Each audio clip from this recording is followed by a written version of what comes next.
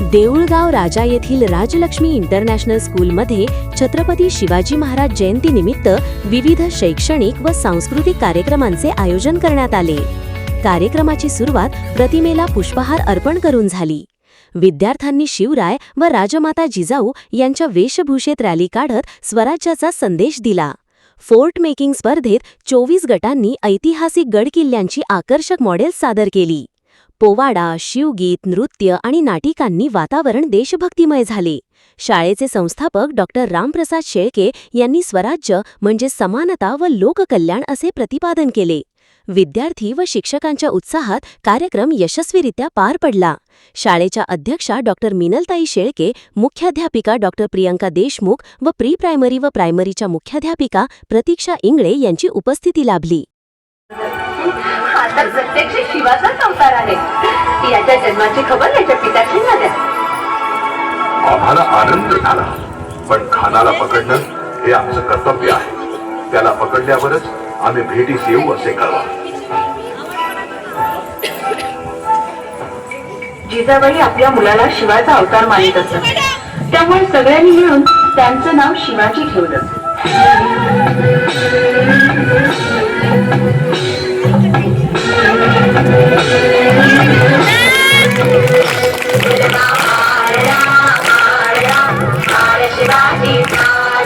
राजे तुम्ही जिंकले किल्ले, प्राणपणाने लढून राजे तुम्ही जिंकले किल्ले। Good morning respected chief guest, principal ma'am, teachers and all my dear friends. Myself Sanskruti Sandeep Khelkar. I am from class 8B. Today we have gathered here to celebrate the birth anniversary of a man who didn't just rule the kingdom but won the hearts of millions. Chhatrapati Shivaji Maharaj. Shivaji Maharaj wasn't just a brave warrior, he was an administrative genius. He was born in 1630 at Shivneri Fort. At a time when the land was divided, he planted the seed of Swarajya. He taught us that it's not the size of an army that matters, but the strength of the strategy and the depth of one's character. He respected भूमीचा मुजरा. जानता शिवाजी राजा असा एकच होऊन गेला, इतिहासाच्या पानांमध्ये नाव आपले कोरून गेला। अंधार फार झाला, आता दिवा पाहिजे, महाराष्ट्राला पुन्हा एकदा जिजाऊचा शिवा पाहिजे, जिजाऊचा शिवा पाहिजे।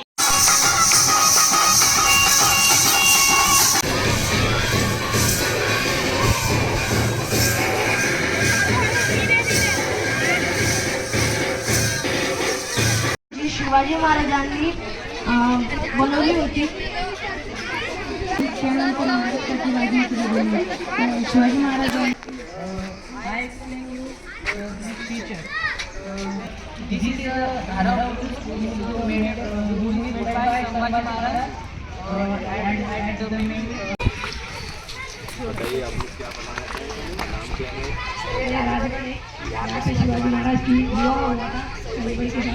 शिवाजी महाराज की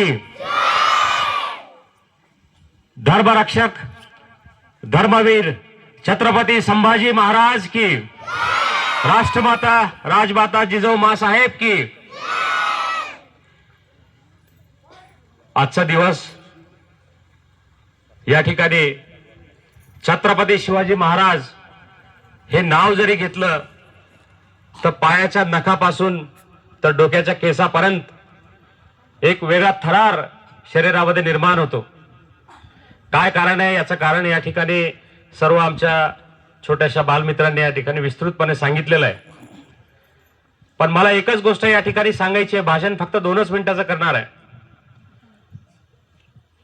अनेक राजे महाराजे या ठिकाणी होऊन गेले, पण छत्रपती शिवाजी महाराजांना हा सन्मान का? What is the reason behind to give respect to our Chhatrapati? तर महाराजांनी पहिल्यांदा धर्मविरहित स्वराज्याची निर्मिती या ठिकाणी केली।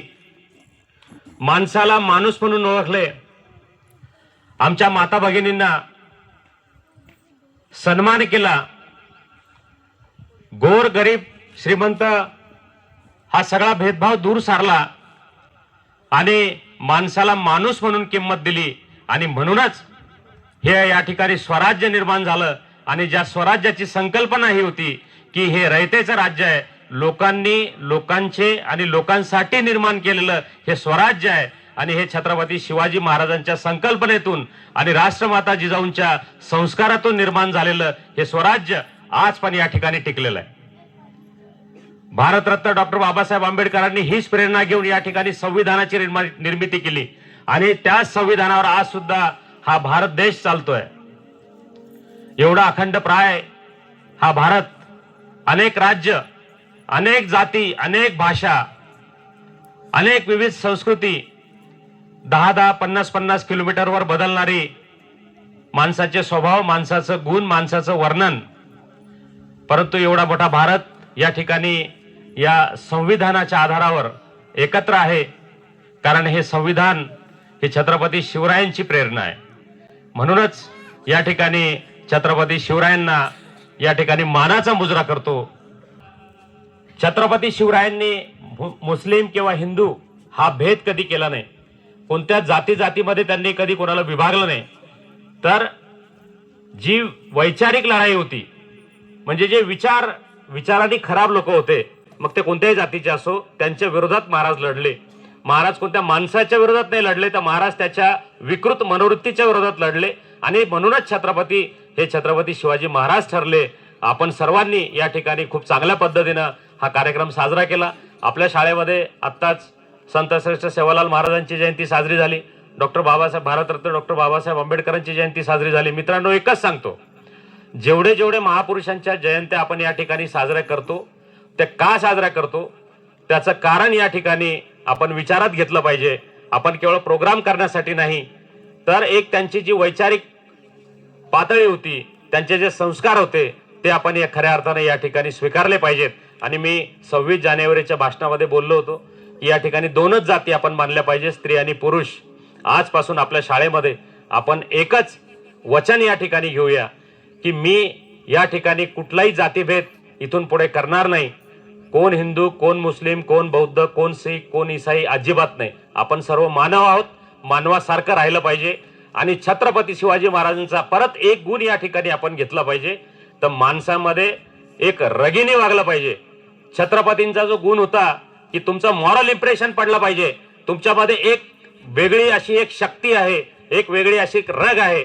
आपण या ठिकाणी मुली असोत का मुले असोत, एक स्वाभिमानाने जगलं पाहिजे, एक अभिमान स्वतःचा वाटला पाहिजे आणि स्वतःबद्दल एक आदर या ठिकाणी आपण सर्वांनी केला पाहिजे.